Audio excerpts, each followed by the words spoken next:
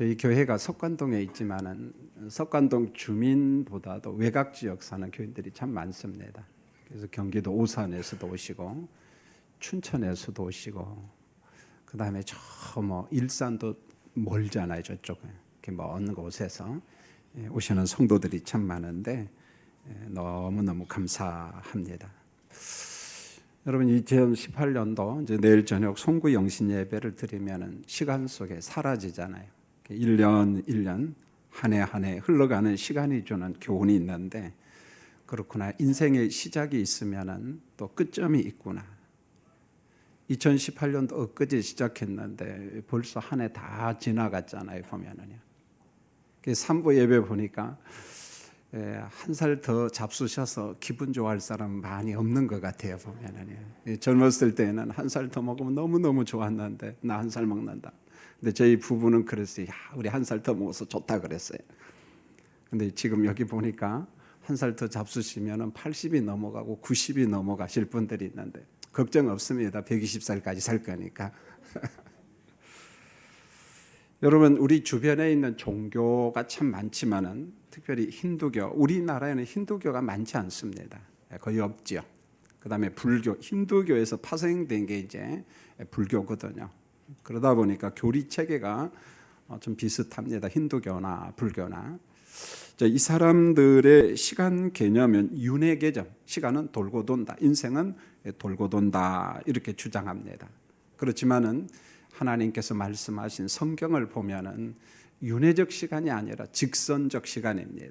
그래서 창세기 1장 1절에 하나님께서 우주 만물을 창조했다. 시작점이 있고 또 계시록 21장에 보면 새 하늘과 새 땅 그러면서 옛 하늘과 옛 땅, 처음 하늘과 처음 땅은 없어지고 이렇게 말합니다. 하나님께서 창조한 그 처음 하늘과 처음 땅은 없어지고 그래서 우리 기독교 성경 말씀은 시간이 윤회적 시간, 돌고 도는 시간이 아니라 직선적 시간입니다. 그래서 우리는 하나님의 직선 속에서 2018년도를 살고 2019년도를 기다리고 있습니다. 이뿐만 아니라 우리 개인 생활을 봐도 그런 것 같아요. 태어나는 시간이 있는가 하면 육신이 죽는 시간이 있잖아요. 그래서 오늘 전도서 3장 2절을 보면 사람이 날 때가 있고 무슨 때가 있어요? 죽을 때가 있고 창세기 3장 말씀에 보면은 어머니로 인하여 자녀가 출생을 합니다. 그런데 3장 16절에는 그렇게 이야기하고 3장 19절로 보면 너는 흙이니 흙으로 돌아간다. 자, 태어남의 시간이 있지만은 그러나 우리 육신이 흙이므로 흙으로 돌아간다. 성경이 그렇게 이야기합니다. 여러분 인생만이 태어남의 시간, 죽음의 시간이 있는 것이 아니라 피조물 모두 다 동일합니다. 그래서 전도서 3장 2절을 보면 식물을 심을 때가 있고 심은 것을 뽑을 때가 있습니다. 오늘 전도서 기자가 이 말씀을 하는 것은 인간은 고등적 존재고 식물은 어떤 하등의 존재이기 때문에 많은 차이점이 있는 것처럼 보이는 것이 아니라 시작과 끝이라고 하는 관점에서 보면 인간이나 식물이나 똑같다 그런 말입니다. 무슨 차이가 있니? 이런 거죠. 별 차이가 없다. 전도서 기자가 그 이야기를 합니다. 2절이 말씀하는 참된 목적이 뭔가 하냐면은 그게 식물이든 아니면 우리 인생이든 간에 누가 주도권을 잡고 가느냐는 거죠. 여러분 우리 스스로 태어나는 것, 내 스스로 죽고 싶을 때 죽는 것, 여러분 그렇지가 않다는 거죠. 식물이 스스로 심겨지고 뽑혀지는 것이 아니라 인생이 되었던 식물이 되었든지 간에 주도권을 붙잡고 가시는 분은 누구라는 거예요? 여호와 하나님께서 그의 모든 인생의 주도권을 자연 피조물의 주도권을 잡고 가시는 분은 하나님이시다. 하나님이시다. 그러면서 하시는 말씀이 인간이 태어나는 때가 있고 그 인생이 죽을 때가 있고 식물도 마찬가지입니다. 심겨지는 때가 있고 어떻게 해요? 뽑혀지는 시간이 있다. 이렇게 말하고 있어요. 전부 다 때가 있으며 때의 진리에 대해서 말씀하고 있습니다. 여러분 전도서 기자가 자기 인생을 되돌아보면서 간증을 하는데 참 우리에게 주는 바 교훈이 많습니다. 전도서 2장 8절에 보면은 사람들이 열망하는 것을 내가 모두 가져봤다. 내가 누려봤다. 그리고 은금을 가지고 왕들이 소유한 어떤 보배를 가지고 내가 한번 즐겁게 살아봤다. 그 다음에 무슨 이야기를 하냐면 나는 처첩을 많이 두었다 이렇게 말합니다. 내가 원하는 여인들과 이렇게도 살아보고 저렇게도 살아보고 내 마음껏 한번 살아봤다. 전도서 2장 25절도 그렇게 말합니다. 먹고 즐기는 거 누가 나보다 더 많이 해봤느냐. 솔로몬이 그렇게 많이 부귀영화를 누리고 즐겁게 엔조이하면서 살았다는 거죠. 여러분, 이 땅에 사는 사람이 과연 솔로몬처럼 그렇게 즐기면서 자기 하고 싶은 것 전부 다 한 사람이 누가 있겠느냐는 거죠. 여러분, 저는 축구를 참 좋아합니다. 우리 남자들은 대부분 좋아하죠, 보면은요. 그런데 우리나라 축구도 좀 재미있습니다만은 그 박항서 베트남 감독 때문에 그저 괜히 베트남이 좋죠, 보면은요. 뭐 우리하고 상관없잖아요. 그런데도 그가 공찬단 막 응원하게 되고 요즘에 베트남 쌀국수가 괜히 좋아요, 보면은요. 베트남 때문에 보면 우리나라 축구도 재미있지만은 근데 제가 볼 때 유럽 축구가 좀 더 재미있는 것 같아요. 왜 재미있느냐면은 기술이 좀 탁월합니다.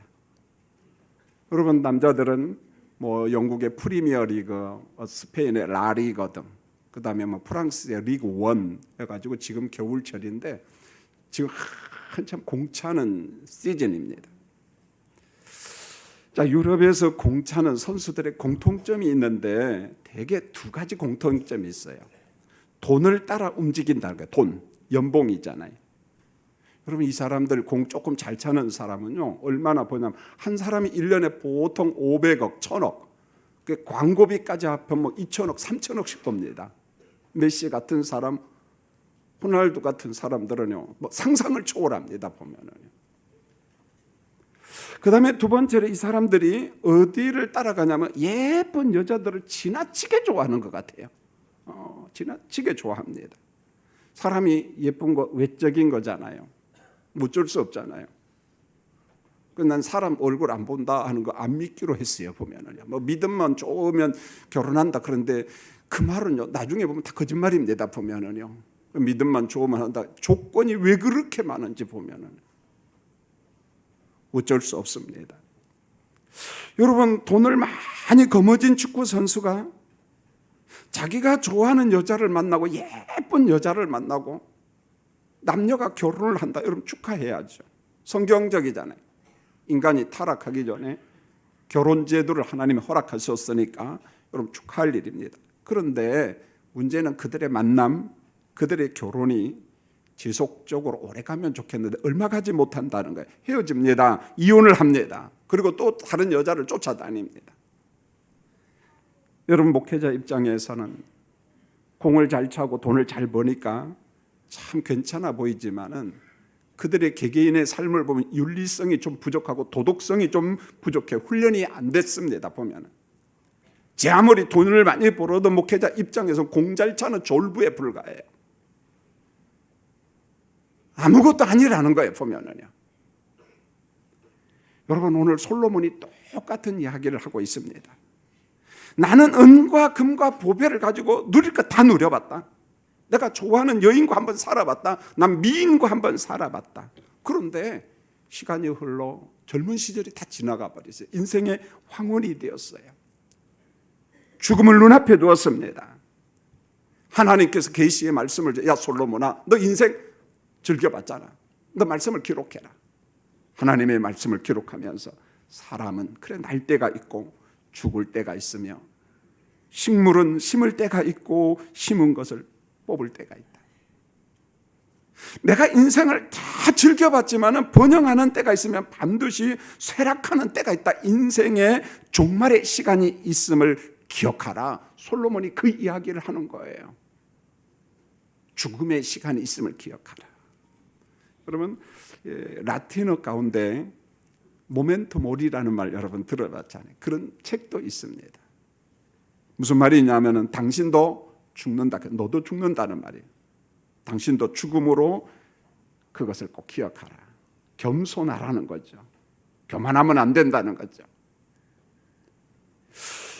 여러분, 우리 인생을 이 손바닥에다 딱 한번 놓고 좀 관념적이지만 한번 볼 수 있어야 돼요. 자, 김기선, 너도 죽는다. 그것을 기억하라. 여러분, 우리에게 뭔가 주는 교훈이 있어요. 도전이 있습니다. 그리고 겸손함이 있습니다. 너도 죽는다. 너도 죽는다. 여러분, 예수 믿는 사람은, 지혜로운 사람은 세 가지를 기억하면서 살아가야 됩니다. 내 인생의 끝점이 있다는 거, 육신의 죽음이 있다는 거예요. 두 번째로, 우리가 세속 사람들과 좀 다른 믿음의 생각을 해야 되는데, 내 인생이 끝나지만 영원한 하나님의 나라가 존재한다. 샬롬의 나라가 있다. 여러분, 분명 우리가 살아간 세상 결핍의 세상이에요. 뭔가 부족이 참 많습니다. 관계 안에 갈등도 얼마나 많은지 몰라요. 온전한 샬롬을 이 땅에서 경험할 수 없어요. 그것은 하나님의 나라에서만 경험할 수 있어요. 하나님의 나라가 반드시 있다. 이것을 믿으셔야 됩니다. 세 번째로, 그러면은 주어진 시간에 오늘을 살면서 나는 어떻게 살아가야 되느냐. 예수님 말씀합니다. 사랑하는 제자들과 성도들에게 이중계명을 줘요. 하나님을 사랑하라, 이웃을 사랑하라. 이웃을 사랑할 때 세속 속에서 소금이 되라, 빛이 되라, 이렇게 말합니다. 빛 노릇, 소금 역할을 하라. 여러분, 소금의 정체성이 뭘까요? 짠맛이잖아요. 비로소 소금의 역할을 감당하는 겁니다. 우리가 이 땅에 살면서 내 육신의 죽음도 기억하고 영생의 나라, 하나님의 나라도 기억하면서 내가 주어진 시간 속에서 살 때 예수님 말씀합니다. 하나님 사랑하고 이웃을 사랑하고 소금이 되라, 빛이 되라, 이렇게 말을 하고 있습니다. 이어서 전도서 기자가 인생의 황혼에 하는 말이, 전도서 1장 4절에서 한 세대는 지나가고 한 세대는 오되 땅은 영원히 있다, 이렇게 말합니다. 여러분, 여기 김 목사를 봐도요, 참 그리운 사람들이 많습니다. 제가 1990년 1월 첫째 주에 석간중앙교회에 왔습니다.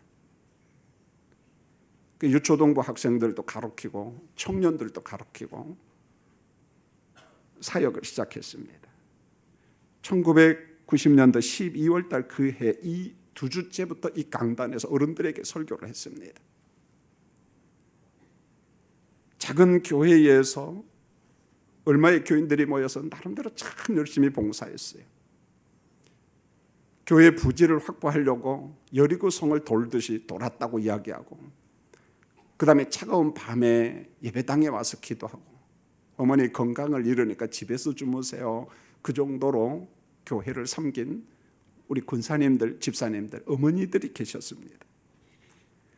29년이 지난 지금은 굉장히 규모가 커졌어요, 사실은. 그리고 많은 사람들이 하나님의 부르심을 받았습니다. 하나님 앞에 헌신하고 교회에서 충성한 사람들, 그리운 얼굴들이 참 많아요. 여러분 보세요. 한 세대는 가고 또 왔습니다. 그런데 땅은 여전히 있습니다. 석관동은 여전히 존재합니다. 단순히 주거 환경만 바뀌었어요. 자, 아파트가 많이 들어섰습니다. 지금도 생생합니다. 그해 90년도 8월 달에 제가 살던 신림 본동에서 석관동으로 이사 왔는데 놀만한 데가 없었어요. 우리 아들이 그래요. 신림동으로 다시 이사 가자요. 왜? 놀 곳이 없으니까. 얼마나 답답한 동네에 있는지 몰라. 그런데 지금 29년 지난 지금 제가 보니까 석관동이 제일 살만해요. 별로 분위기가 아니다라는 표현 같아요. 미안하네요. 오늘 이 말씀이 주는 게 뭐냐면, 앞서간 세대가 있으면은 우리 세대가 있고 다음 세대가 있다는 겁니다. 내가 영원히 사는 것처럼 보지 말고 생각하지 말고, 내 인생에 주어진 시간이 끝나는 점, 끝점, 육신의 죽음의 점이 있으니까 살아있는 동안 어떻게 살아야 될 것인가, 그걸 말씀합니다. 이뿐만 아니라 솔로몬은 학문적 욕심이 정말 많은 사람이었어요. 성경을 읽다 보면 그는 철학자입니다. 그는 식물에 관한 능통한 사람이고 물고기에 대해서, 동물에 대해서 논합니다. 시와 문학에 능한 사람, 건축에 아주 탁월한 사람이 솔로몬이었습니다. 여러분, 얼마나 학구열이 높은 줄 아세요? 성경이 기록을 합니다. 전도서 1장 13절에 하늘 아래에서 행하는 모든 일을 연구하며 살폈다. 저는 이 말씀을 보면서 솔로몬을 조금 이해할 수 있었어요. 야, 이 사람이 보통 똑똑한 사람이 아니구나. 어떻게 해요? 하늘 아래에서 행하는 모든 일을 연구하며 내가 살폈다. 그 다음에 보세요. 전도서 1장 16절에 내 마음이 지혜와 지식을 많이 만나보았다. 이게 무슨 말일까요? 지혜로운 사람, 지식이 있는 사람, 학문에 능한 사람, 철학자들을 내가 불렀다는 거예요. 초청했다는 거예요. 어디로? 예루살렘 도성으로. 나랑 좀 대화해보자. 나랑 좀 토론 좀 해보자. 여러분, 예루살렘 하면 두 가지 유명한 게 있어요. 하나님을 예배하는 성전이 있고 예루살렘 성, 예루살렘 도성 하면은 학자들이 모이는 곳이에요. 여러분, 어느 정도 유명하냐면은 성경의 말씀해 보세요. 아라비아 반도 맨 끝에 사는 스바 여왕도 솔로몬을 만나려고 많은 신하들을 데리고 오잖아요. 왜 왔겠어요? 기본적으로 무용로를 개척하기 위해서 온 겁니다. 아라비아 반도에서 많이 나는 향료, 향품 같은 것을 지중해를 통해서 유럽에 수출을 해야 되는데 무용로가 이스라엘 땅으로 가거든. 그걸 누가 주도권을 잡고 있느냐? 솔로몬이 잡고 있어요. 그 장사해서 돈 벌고 살려면 솔로몬한테 잘 보여야 돼. 그러니까 예물을 많이 가져와서 아련을 합니다. 무용로를 좀 열어주세요. 그리고 건축 기술가 이 모든 것을 다 보고 깜짝 놀라서 돌아갔잖아요. 솔로몬 왕은 하늘 아래에 있는 모든 일을 내가 한번 연구를 해보고 살펴본 결과 그 결과에 대해서 뭐라고 이야기냐? 조금은 좌절이 됩니다. 이렇게 말합니다. 전도서 1장 18절에 지혜가 많으면 번뇌도 많으니 지식을 더하는 자는 근심을 더하느니라. 많이 알수록 내가 많이 행복해지고 뭔가 누리는 게 좀 많을 것처럼 알았는데 이거 웬걸 반대야. 많이 알면 알수록 평안과 행복이 더해지는 것이 아니라 머리가 더 복잡하고 마음의 근심이 더 많다는 탄식을 하고 있습니다. 많이 공부하니까, 많이 하니까 더 의로운 사람이 되고 정의감이 넘치는 사람이 되는 것이 아니라 사람이 아주 비겁해져요. 여러분 주변에 있는 사람만 보세요. 공부 많이 했어요. 똑똑합니다. 세상을 잘 알아요. 그럼 더 의롭게 살아야죠. 의의 삶을 살아야죠. 근데 그렇지가 않아요. 아는 만큼 비겁해지고 아는 만큼 도망가고 아는 만큼 정의롭게 사는 것이 아니라 이상한 쪽으로 가는 사람, 그게 바로 인간의 죄성이라는 거예요. 솔로몬이 이것을 놓고 애통해하고 탄식하는 거예요. 이제 젊음의 시절, 중년의 시간을 다 보냈습니다. 야심찬 인생을 꿈꾸는 사람, 젊은이들에게 계시의 말씀을 통해서 이야기합니다. 전도서 2장 26절에 이것도 헛되어 바람을 잡는 것이로다. 이것이 뭡니까? 은근 보화를 가지고 내가 즐겨봤다. 내가 많은 여인과도 한번 즐겨봤다. 학문도 해봤다. 모든 것을 다 해봤다. 그런데 그것을 잡고 보니까 결국은 바람을 잡는 거. 여러분, 바람 잡혀요? 안 잡혀요? 아무것도 없잖아. 잡았는데 아무것도 없는 거야. 그렇구나. 내가 바람 잡은 거 아닌가? 솔로몬은 잡히지 않는 것을 잡기 위해서 몸부림쳤어요. 부귀영화를 잡아보려고 노력했습니다. 결국은 뭐냐? 귀중한 시간을 내가 다 허비했다는 거예요. 그래서 헛되고 베너티라고 하는 말을 계속해서 이야기하는 거예요. 야, 이것도 헛되고 이것도 헛되구나. 열심히 사는 것은 하나님의 명령입니다. 게을르면 안 돼요. 사도 바울이 데살로니가 전후서에서 강조한 게 뭡니까? 종말을 가는 성도들아, 자기 손으로 자기 일을 하고 열심히 일하고 그리고 내가 일한 만큼 먹으라 이야기합니다. 종종 강조합니다. 선천적으로 장애인이 아니라면, 후천적으로 사건을 통해서 몸을 망가뜨리지 않았다면 다 일하라. 그렇게 이야기합니다. 그러나 바람 잡는 그 일에 귀중한 시간을 허비하면 안 된다는 거예요. 쓸데없는 데 시간을 낭비하면 안 된다. 오늘 전도서 기자가 그 이야기를 합니다. 그러면서 솔로몬이 오늘 본문에서 몇 가지 강조합니다. 여러분, 전도서 3장 1절에 보세요. 범사에 기한이 있고 천하만사에 때가 있다 이렇게 말했어요. 범사에 다 기한이 있고 천하만사 때가 있다는 거예요. 때의 진리를 알아야 된다는 거예요. 3절을 보세요. 헐 때가 있고 세울 때가 있다. 여러분 우리 집도 마찬가지잖아요. 우리가 지금 석관동에서 경험하잖아요. 옆에 있는 레미안 아파트 한번 보세요. 다닥다닥한 그 낭만이 서린 집 다 어디로 가고 없어요. 지금 높은 빌딩만. 아파트 값이 얼마나 많이 올랐는지 몰라요. 겁이 날 정도입니다. 이처럼 헐 때가 있고 세울 때가 있다. 여러분 솔로몬이 건축한 솔로몬의 성전의 화려함 금으로요 온갖 사방을 다 붙였습니다. 그런데 블레셋 사람이 공격해 왔어요. 금은 보화를 다 가져갑니다. 나중에 따는요 그 화려한 성전을 갖다 불러 태워버리잖아요. 영원히 갈 것처럼 보이지만 영원히 가는 건 없다는 것입니다. 4절에 보세요. 울 때가 있고 웃을 때가 있다. 슬퍼할 때가 있고 춤출 때가 있다. 내가 오늘 우니까 슬프니까 난 영원히 슬플 것이다. 그런 생각하지 말라는 거예요. 오늘 슬픕니까? 오늘 관계가 복잡합니다. 천만에요. 내일은 다시 웃을 겁니다. 때가 있다는 것입니다. 7절에 보세요. 사람들아 그러므로 때의 진리 속에서 우리가 어떻게 살아가야 지혜롭게 살아가라.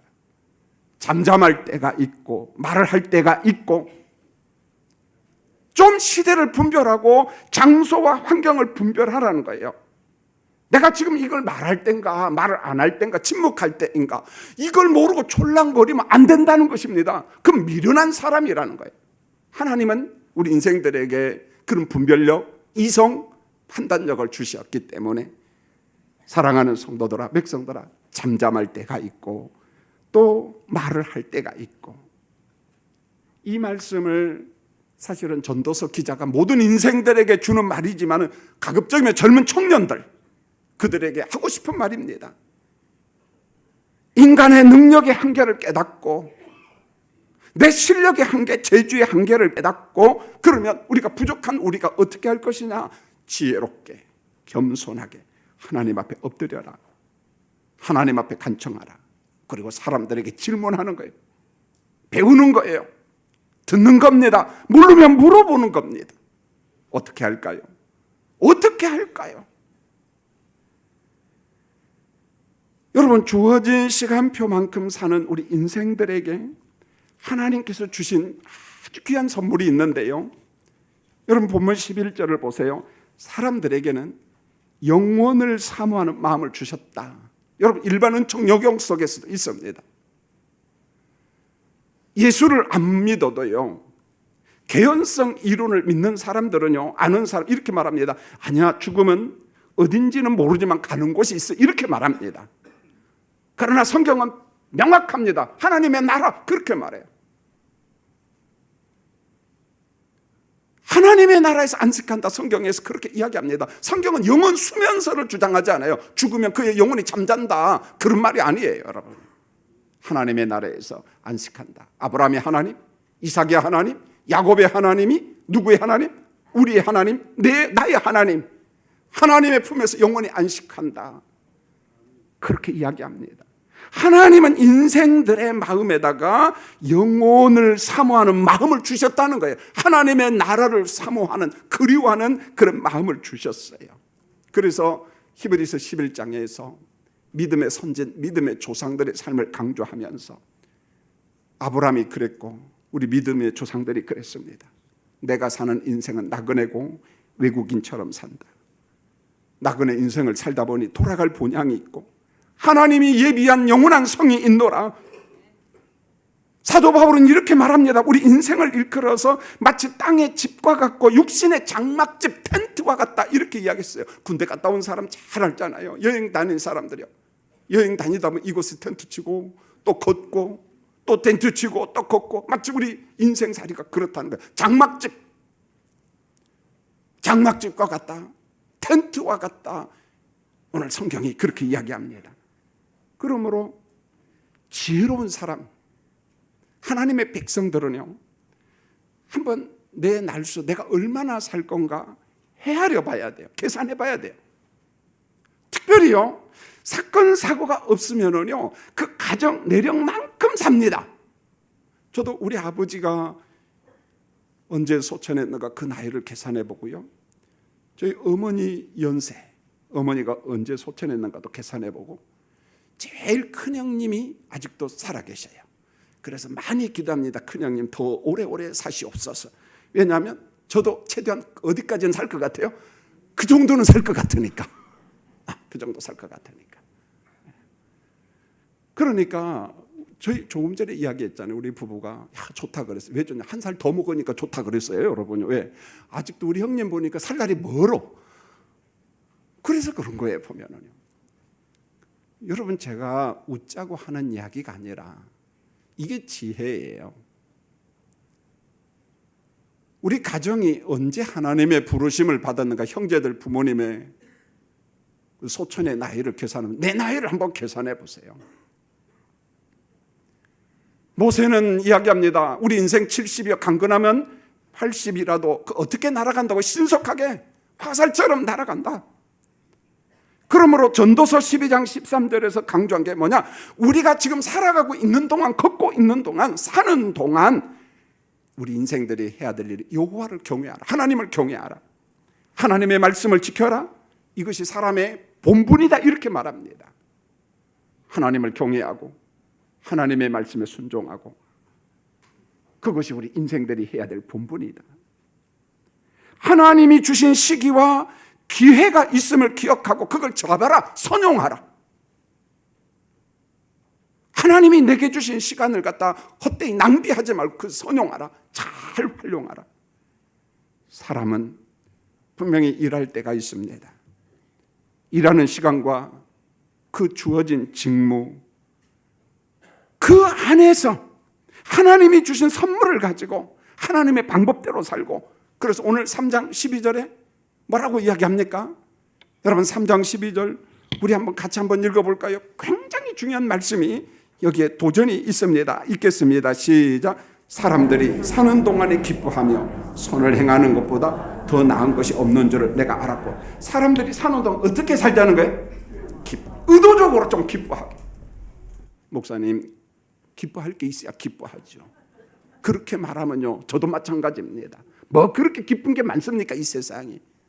오늘도 예배당에 왔는데 기뻐요. 너무 추우니까 짜증나지 뭐. 그런데 성경은 뭐냐? 사는 날 동안 어떻게 하라? 기뻐하라. 하나님이 주신 시간 속에서. 두 번째로 강조한 게 뭐라고 이야기합니까? 기뻐하면서 선을 행하는 것보다 더 나은 것이 없는 줄 알았다. 하나님이 우리에게 주신 아름다움이 뭡니까? 선을 행하라. 2부 예배 때도 잠시 이야기했습니다. 우리 권사님이요, 저한테 봉투를 하나 딱 줘, 흰 봉투를. 깜짝 놀랐어요. 이건 나한테 주는 건가? 이게 뭐예요? 그러니까 여기 앞집에 사시는 분이 봉투를 하나 가지고 왔어요. 그래요. 그 속에 봉투에 20만 원이 들은 거예요. 그러면서 주변에 어렵게 사는 사람이 있으면 주었으면 좋겠다. 왜 겁이 나는 거야? 그래서 우리 목사님한테 내가 드려야겠다, 그렇게 이야기했다는 거예요. 그 저한테 온 거예요. 봉투가 20만 원. 그분 이름이 누구시냐? 할머니가 모른대. 우리 교인입니까? 아니대. 종교가 뭐냐 물으면 또 절에 다닌대. 아이고, 갈수록 태산이네 이건. 그래서 액수가 20만 원이니까 조금 마음이 놓였어요. 액수가 많으면 환자나 치료비나 진료비로 좀 주고 선교사한테 보내야겠는데 20만 원이니까, 그러면 권사님, 제가 주변에 있는 사람 선택해서 드릴 테니까 그분한테 꼭 고맙다고 좀 말씀해 주십시오. 그래 이제 제가 누군가에게 불렀어요. 이름도 모른다, 어느 할머니란다. 그러니까 이거 가져가라. 전달을 하고 전달했습니다. 전달을 하면서 이야기를 했죠. 할머니 이름이 뭐예요? 우리 목사님이 물어보는데 안 가르쳐 주더라는 거예요. 여러분, 예수 믿는 사람들만 사는 동안에 선한 일 한다, 천만의 말씀이요. 이것은 일반 은총 영역에 속한 겁니다. 선을 행하는 것은 누구나 할 수 있는 거예요. 일반 은총 영역 속에서. 얼마나 귀한 할머니인지 모르겠어요. 오늘 이 말씀을 하는 거예요. 사는 동안 어떻게 좀 기쁘게 살고 좀 의도적으로 좀 노력하라. 그리고 사는 동안에 선한 일을 하라. 우리 인생의 시작점이 있고 그 인생의 끝, 점이 있습니다. 주어진 시간 안에 우리가 먹을 때나 뭔가를 마실 때나 하나님을 예배할 때나 가정에서 살 때나, 여러분 고린도전서 10장 30절 먹든지 마시든지 무엇을 하든지 어떻게 하나님 앞에 영광을 좀 올려드려, 하나님이 기뻐하시는 삶을 좀 살아라. 모멘토 모리, 넌 죽는다. 그러면서 하나님 앞에 영광을 올려드리면서 살아라. 어제 우리 부목사님 2명하고요 신촌 세브란스 가서 병상에 있는 성도님에게 물세례를 베풀고 왔습니다. 사연은 이렇습니다. 그의 부인이 우리 교회에 나옵니다. 딸과 사이는 우리 교회 집사님입니다. 그의 언니도 오래전에 우리 교회 주일학교 때부터 다니다가 성수동으로 이사를 갔습니다. 그의 언니가 73 또래이기 때문에 그 또래들 다 기억을 하죠. 그런데 이 환자를 제가 어제 3번째 만났어요. 첫 번째는 원래 이분이 영동 세브란스에 있다가 신촌 세브란스로 병원을 옮겼습니다. 병명은 몸에서 피가 만들어지지 않아요. 그 지난 4년 동안 남의 피로 산 거예요. 얼마나 부작용이 많고. 그래 한 번은 응급실에 중환자실에 있을 때 잠시 만났어요. 그분은 나를 처음 봤어요. 나도 처음 봤으니까. 들어가서 제 신분을 이야기하고 석한중앙교회 김기선 목사입니다. 목사님 이야기를 들었다는 거예요. 그래서 잠시 예수 믿으셔야 됩니다. 복음을 전하고 기도하고 나왔어요.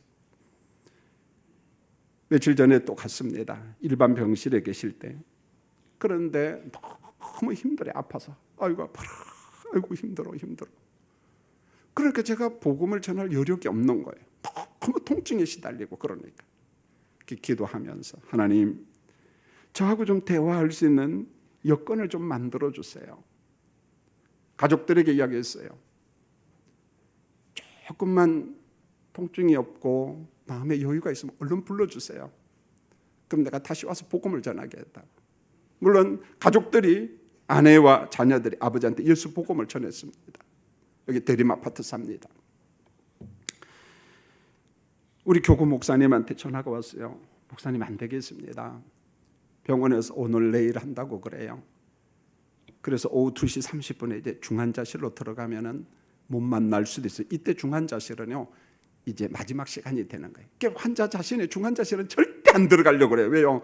거기 가서 산소 마스크 쓰고 가족도 못 만나고 하니까 너무 힘든 거예요. 그냥 일반 병실에서 자기는 죽겠다는 거죠, 보면은요. 근데 어떻게 합니까? 중환자실로 또 들어가야지.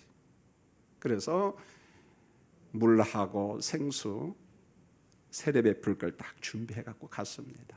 그런데 제가 볼 때 생각보다는 좀 더 마음에 여유가 있어 보였어요.